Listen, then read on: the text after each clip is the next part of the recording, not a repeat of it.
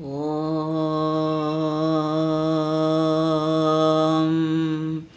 ಓಂ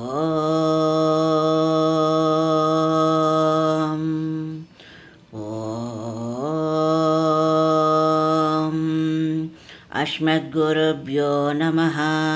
ಶ್ರೀಗುರುಭ್ಯೋ ನಮಃ ಸರ್ವಗುರುಭ್ಯೋ ನಮಃ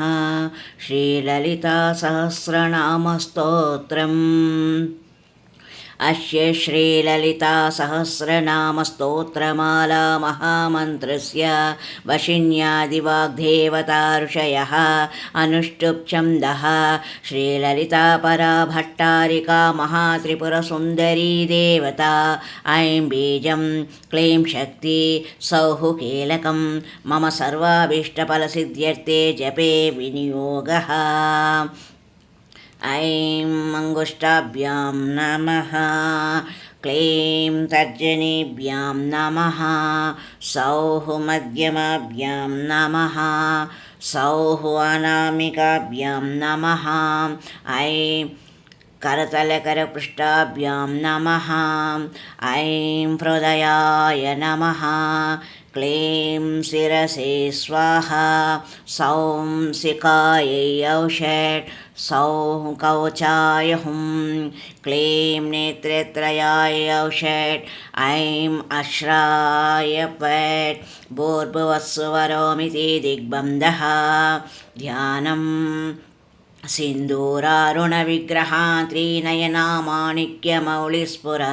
तारानायकशेखरां स्मितमुखीम् आपीनवक्षोरुहां पाणिभ्यामलिपूर्णरत्नचषकं रक्तोत्पलं बिभ्रतीं सौम्यां रत्नां घटस्थरक्तचरणां ध्यायेत् परामम्बिकाम् अरुणां करुणां तरङ्गिताक्षीं धृतपाशाङ्कुशपुष्पबाणचापाम् अणिमादिभिरावृतामयूकैः अहमित्येव विभावये भवानीं ध्याये पद्मासनस्तां विकसितवदनां पद्मपत्रायताक्षीं हेमाभां पीतवस्त्रं करकलितलसद्देम पद्मां वराङ्गीं सर्वालङ्कारयुक्तां सततमभयदां भक्तनम्रां भवानीं श्रीविद्यां शान्तमूर्तिं सकलसुरनुतां सर्वसम्पत्प्रदात्रीं सा कुङ्कुमविलेपना अमलिकचुम्बिकस्तूरिकां सा मन्दहसितेक्षणां स्वसरचापवासाङ्कुशाम् अशेषजनमोहिनी अरुणमाल्यभूषोज्ज्वलां जपाकुसुमबासुरां जपविदो स्मरेत् अम्बिकाम् ॐ